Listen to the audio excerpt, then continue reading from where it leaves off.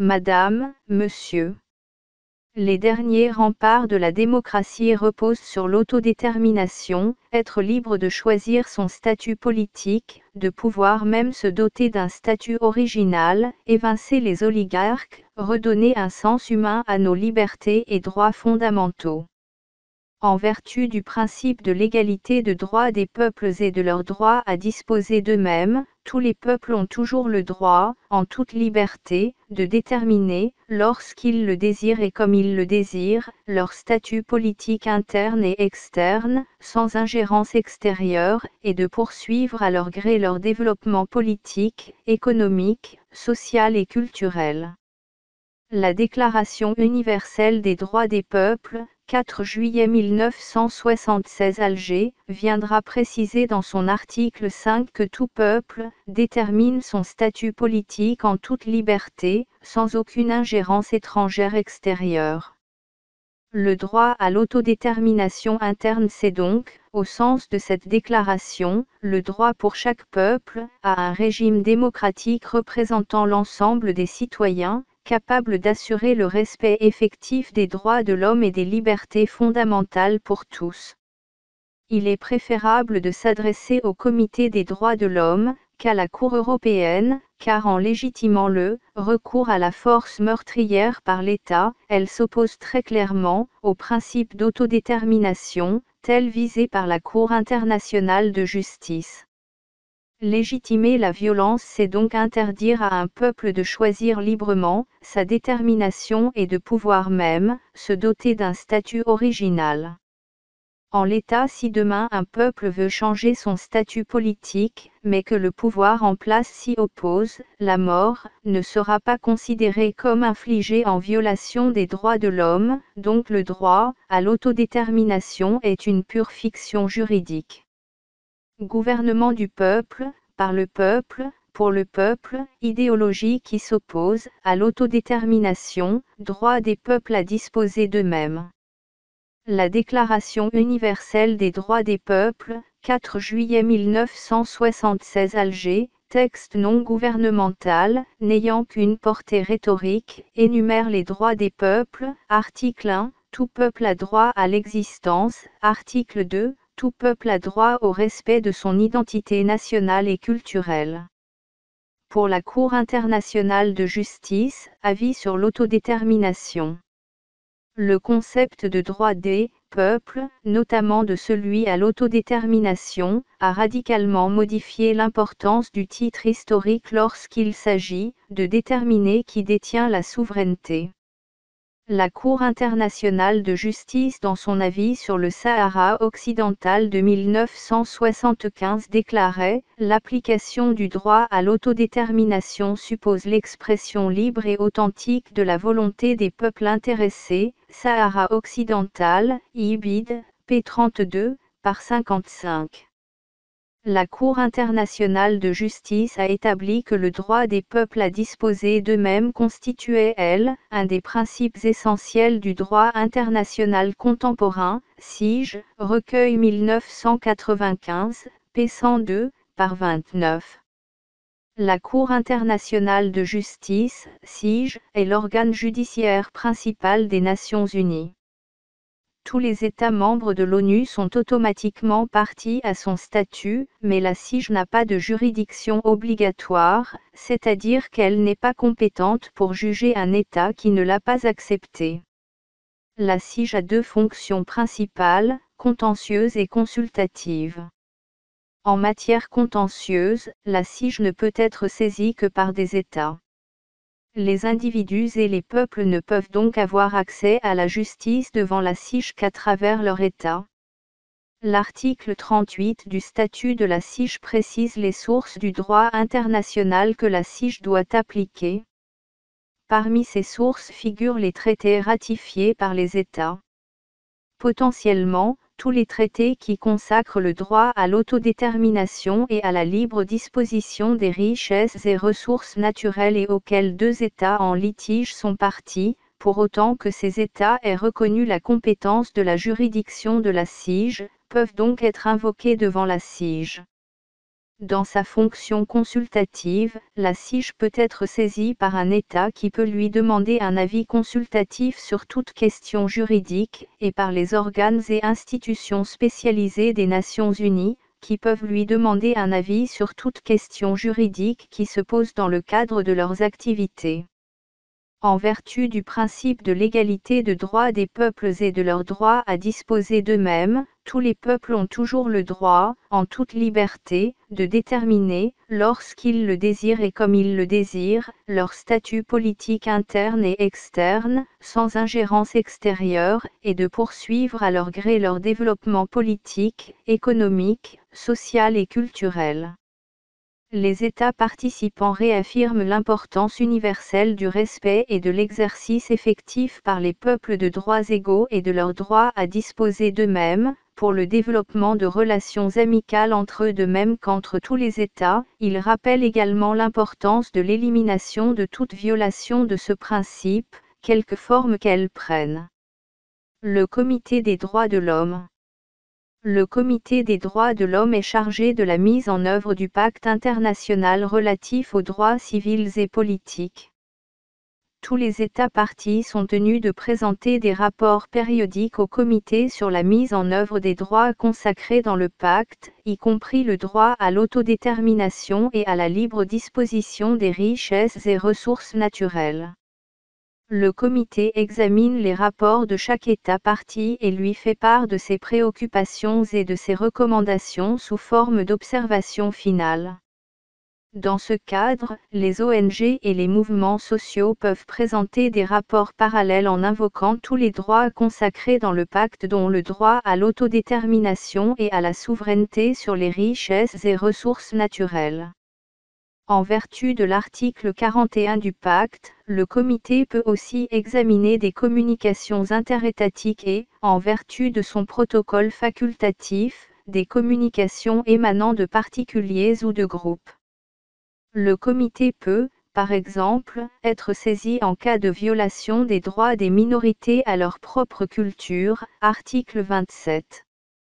Pour l'instant, le Comité des droits de l'homme a été très réticent sur la protection du droit à l'autodétermination consacré à l'article 1er du pacte dans le cadre d'une procédure de communication. Mais cela pourrait changer s'il était plus souvent sollicité. Dans son observation générale numéro 23, le Comité des droits de l'homme a indiqué que les droits protégés à l'article 27 du pacte incluaient les droits des minorités et des peuples autochtones à la protection de leurs activités traditionnelles, comme la chasse ou la pêche, et que les États devaient prendre des mesures pour garantir la participation effective des membres des communautés dans les décisions qui les affectent. Le Comité des droits de l'homme a ensuite confirmé cette interprétation droits économiques, sociaux et culturels. 3. Le Comité pour l'élimination de la discrimination raciale. 4. Le rapporteur spécial sur le droit à l'alimentation, SVIC, le rapporteur spécial sur la situation des droits de l'homme et des libertés fondamentales des peuples autochtones, 6, et de l'examen périodique universel du Conseil des droits de l'homme, 7. Les organes de contrôle de l'OIT qui sont chargés de la surveillance de l'application des conventions de cette institution, qui comprennent la convention numéro 169 relative aux peuples indigènes et tribaux, pourraient être saisis pour protéger le droit à l'autodétermination des peuples autochtones. Le mandat et le travail de ces organes de contrôle ont été décrits en détail dans une publication récente du CETIM, ils ne seront pas repris. La grande faiblesse des organes onusiens est le fait qu'ils ne disposent pas de moyens de contrainte à l'égard des États violant les droits humains pour faire appliquer leurs décisions. La seule arme dont disposent les mouvements sociaux, les ONG et les citoyens est de mener des campagnes, au niveau national et international et de compter sur la pression d'États tiers afin que l'État qui viole les droits humains respecte ses engagements. Cela constitue une différence de taille avec l'organe de règlement des différends de l'OMC qui dispose du pouvoir de sanction économique à l'égard d'un État jugé fautif, au regard des règles de commerce international. Cela illustre combien la lutte contre l'impunité des violations des droits humains est difficile et démontre comment les États peuvent être enclins à violer les droits humains en privilégiant à leur détriment les règles du commerce, alors que les premiers priment sur les seconds. La loi autorise la violence légitime. Attendu que l'article 55 de la Constitution en vigueur dispose, les traités ou accords régulièrement ratifiés ou approuvés ont, dès leur publication, une autorité supérieure à celle des lois, sous réserve, pour chaque accord ou traité, de son application par l'autre partie. Le recours à la force meurtrière par l'État, la face cachée de la démocratie représentative. La garantie des droits de l'homme et du citoyen nécessite une force publique, cette force est donc instituée pour l'avantage de tous, et non pour l'utilité particulière de ceux auxquels elle est confiée. Article 12 Déclaration des droits de l'homme et du citoyen de 1789. La force publique était la force armée, exerçant des fonctions de police. Vous noterez, et non pour l'utilité particulière de ceux auxquels elle est confiée. À raison du recours à la force meurtrière dont disposent les agents de l'État en raison de l'article 2 de la Convention européenne de sauvegarde des droits de l'homme. Le monopole de la violence ou la violence légitime. Cette expression définit selon la caractéristique essentielle de l'État en tant que groupement politique, comme le seul à bénéficier du droit de mettre en œuvre, lui-même ou par délégation, la violence sur son territoire. Le terme important de cette définition est « légitime ». Car si des personnes ou des groupes peuvent faire usage de la violence, elle n'est en aucun cas légitime. Seul l'État est habilité à utiliser la violence sans qu'on puisse lui en dénier la légitimité. Cela fait partie de ses prérogatives légales. Même quand l'État autorise les individus à user de la violence, les individus tiennent cette légitimité de l'État, sous forme de délégation. Le monopole résulte de ce que les sujets de l'État consentent, par tradition ou par un désir d'égalité, à ce que celui-ci soit le seul à pouvoir exercer une violence sur son territoire, de façon légitime, en s'appuyant sur les forces policières, militaires ou juridiques. Dans une démocratie, la légitimité de cette violence est fondée sur la conformité au droit et à l'équité, elle-même définie par la raison, le bon sens, la justesse et la mesure. L'autorisation de la loi et ordre de l'autorité légitime. L'autorisation de la loi. L'article 122A4 du Code pénal dispose dans son premier alinéa que « n'est pas pénalement responsable la personne qui accomplit un acte prescrit ou autorisé par des dispositions législatives ou réglementaires ». L'ordre de l'autorité légitime. L'article 122A4 du Code pénal dispose dans son deuxième alinéa que « n'est pas pénalement responsable la personne qui accomplit un acte commandé par l'autorité légitime, sauf si cet acte est manifestement illégal ».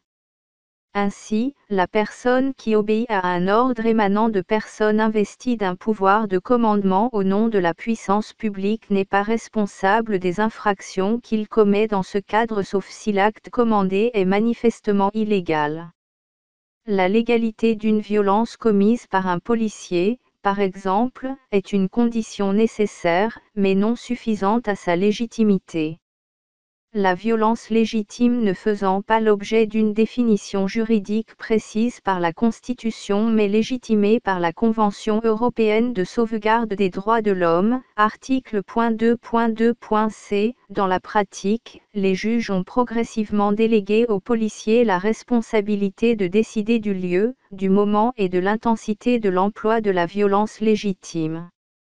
Le droit à la vie tel que protégé par l'article 2 de la Convention européenne de sauvegarde des droits de l'homme, encadre le recours à la force meurtrière par l'État, en précisant les conditions dans lesquelles l'État est autorisé à enlever la vie.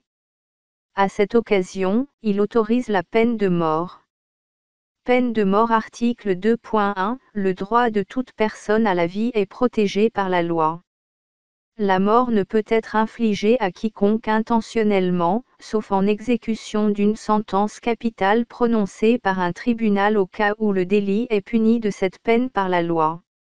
Le recours à la force meurtrière par l'État, la mort infligée en raison de l'article 2.2.c, pour réprimer, conformément à la loi, une émeute ou une insurrection, n'est pas considérée comme infligée en violation de cet article dans les cas où elle résulterait d'un recours à la force rendu absolument nécessaire. L'article 2, droit à la vie, de la Convention européenne des droits de l'homme dispose que 2.1. Le droit de toute personne à la vie est protégé par la loi. La mort ne peut être infligée à quiconque intentionnellement, sauf en exécution d'une sentence capitale prononcée par un tribunal au cas où le délit est puni de cette peine par la loi. 2.2. La mort n'est pas considérée comme infligée en violation de cet article dans les cas où elle résulterait un recours à la force rendu absolument nécessaire. 2.2.a, pour assurer la défense de toute personne contre la violence illégale.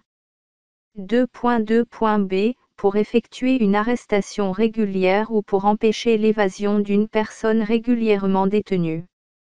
2.2.c, pour réprimer, conformément à la loi, une émeute ou une insurrection. Le peuple a-t-il le droit de se déterminer librement et de choisir le devenir de sa propre souveraineté? La France veut nous faire croire que les personnes handicapées préfèrent la Belgique à l'instar de certains exilés fiscaux. L'exode aux exilés mentaux est innommable. Ils sont autistes, polyhandicapés ou souffrent de maladies rares, ils sont 2000 enfants en situation de handicap, et notamment les plus sévèrement atteints, qui sont bannis de notre République et qui sont exilés en Belgique. Ils sont près de 8000 personnes handicapées qui a priori ne sont ni des assassins, ni des criminels, qui n'ont commis ni crime, ni délit, qui sont punis sur la base de leur infirmité par leur déportation politique, ou exil en Belgique suite à l'échec patent de la France pour leur assurer une prise en charge honorable dans l'Hexagone.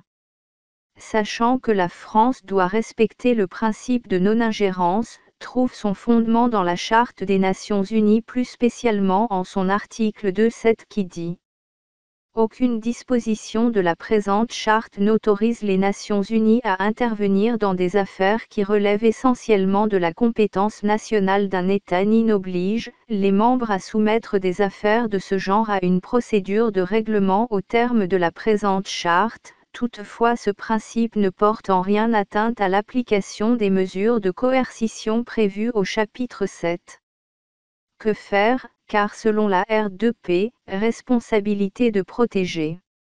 La souveraineté des États implique une responsabilité, et c'est à l'État lui-même qu'incombe, au premier chef, la responsabilité de protéger son peuple. Si l'État en question n'est pas disposé ou apte à protéger son peuple, la responsabilité internationale de protéger prend le pas sur le principe de non-intervention.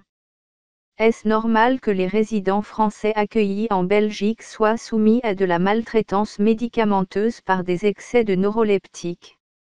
Reportage de référence. Zone interdite, enfants handicapés, révélations sur les centres qui les maltraitent.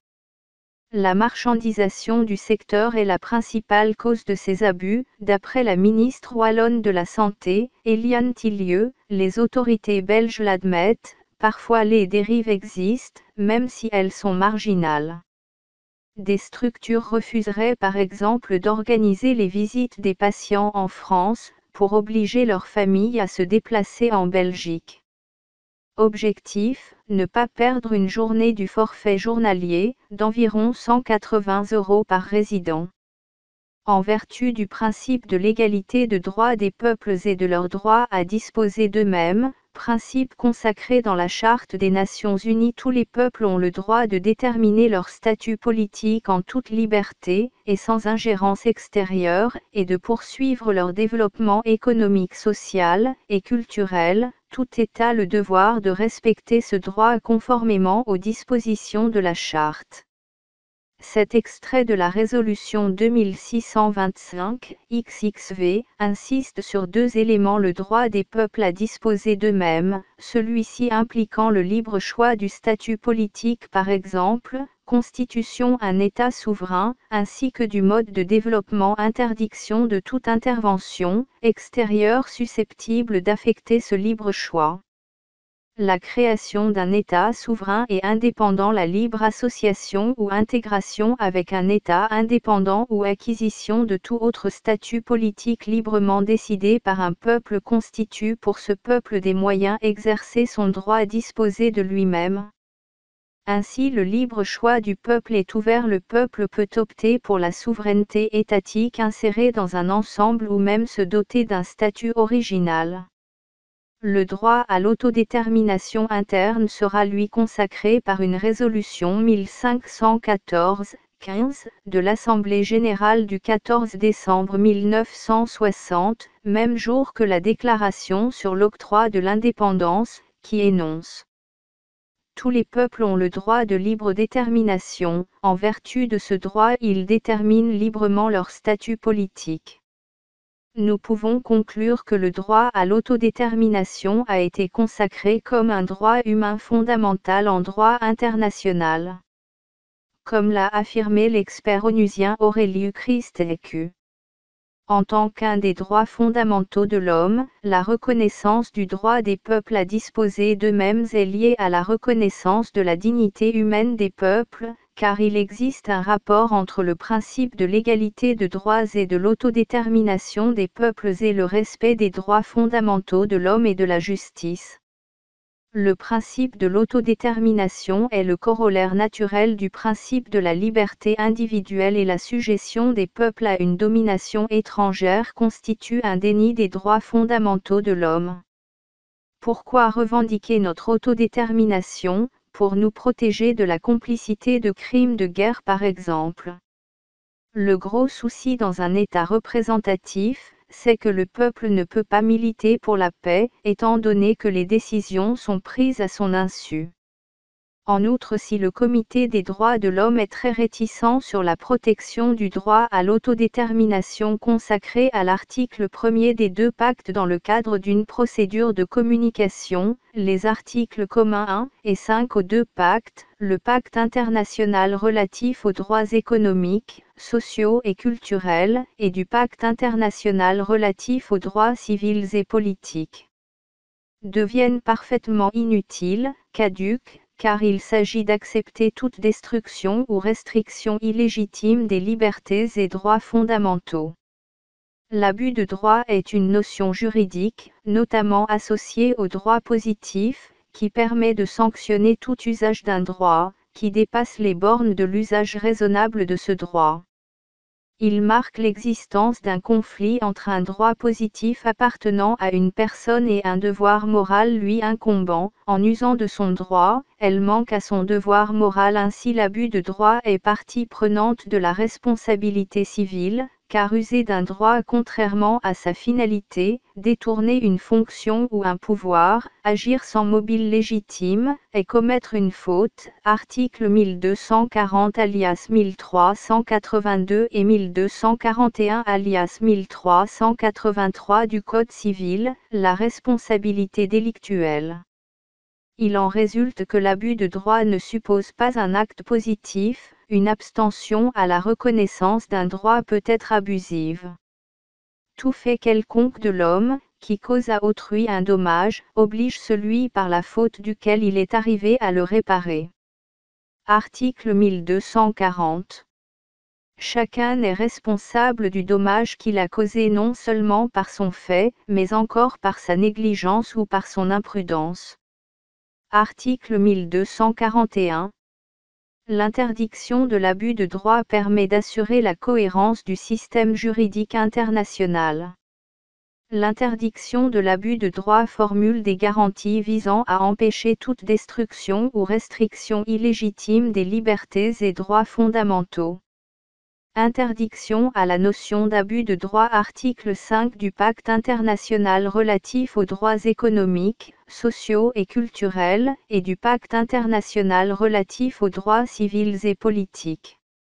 1. Aucune disposition du présent pacte ne peut être interprétée comme impliquant pour un État, un groupement ou un individu un droit quelconque de se livrer à une activité ou d'accomplir un acte visant à la destruction des droits et des libertés reconnus dans le présent pacte ou à des limitations plus amples que celles prévues audit pacte. 2. Il ne peut être admis aucune restriction ou dérogation aux droits fondamentaux de l'homme reconnus ou en vigueur dans tout État partie au présent pacte en application de lois, de conventions, de règlements ou de coutumes, sous prétexte que le présent pacte ne les reconnaît pas ou les reconnaît à un moindre degré. Nous retiendrons aussi la notion d'abus de droit qui est présente dans la Déclaration universelle des droits de l'homme en son article 30. Aucune disposition de la présente déclaration ne peut être interprétée comme impliquant pour un État, un groupement ou un individu un droit quelconque de se livrer à une activité ou d'accomplir un acte visant à la destruction des droits et libertés qui y sont énoncés. Que nous allons retrouver plus communément cette notion d'abus de liberté au sein de la Convention européenne de sauvegarde des droits de l'homme, article 17, ainsi qu'au sein de la Charte de l'Union européenne, article 54. Article 17. Interdiction de l'abus de droit. Aucune des dispositions de la présente Convention ne peut être interprétée comme impliquant pour un État, un groupement ou un individu, un droit quelconque de se livrer à une activité ou d'accomplir un acte visant à la destruction des droits ou libertés reconnus dans la présente Convention ou à des limitations plus amples de ces droits et libertés que celles prévues à la dite Convention. Article 54. Interdiction de l'abus de droit. Aucune des dispositions de la présente charte ne doit être interprétée comme impliquant un droit quelconque de se livrer à une activité ou d'accomplir un acte visant à la destruction des droits ou libertés reconnus dans la présente charte ou à des limitations plus amples des droits et libertés que celles qui sont prévues par la présente charte. Cet article est similaire à l'article 7 de la Déclaration des droits de l'homme et du citoyen du 26 août 1789 qui dit que « ceux qui sollicitent, expédient, exécutent ou font exécuter des ordres arbitraires doivent être punis ». En effet, décision arbitraire et abus de droit sont similaires. Le droit communautaire est également en voie de consacrer l'abus de droit comme principe général et l'abus des libertés est présent dans la Convention européenne des droits de l'homme ainsi que dans la Charte des droits fondamentaux de l'Union européenne sous forme d'interdiction formelle. La théorie de l'abus de droit a ainsi connu un accroissement durable et continu avec un assez grand succès en jurisprudence.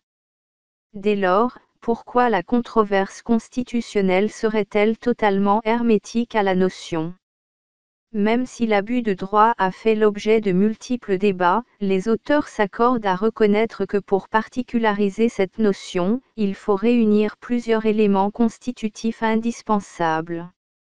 En premier lieu, l'abus de droit ne peut concerner que l'utilisation d'un droit subjectif régulier, tous les peuples ont le droit de disposer d'eux-mêmes. En second lieu, l'action qualifiée d'abus doit avoir pour effet de provoquer un dommage, atteinte à l'autodétermination. Enfin, il doit exister une limite que l'on peut déceler à l'intérieur du droit exercé et qui permet de critiquer ou d'interdire la conduite envisagée sur le fondement de l'abus de droit. Il est nécessaire de réhabiliter le droit à la souveraineté des peuples sur leurs richesses et ressources culturelles et sociales, composante essentielle du droit à l'autodétermination.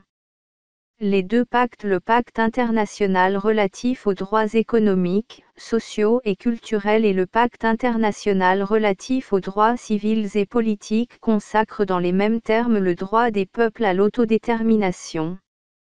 Selon l'article 1er commun aux deux pactes. 1. Tous les peuples ont le droit de disposer d'eux-mêmes. En vertu de ce droit, ils déterminent librement leur statut politique et assurent librement leur développement économique, social et culturel. Je vous prie d'agréer, Madame, Monsieur, l'expression de ma considération distinguée.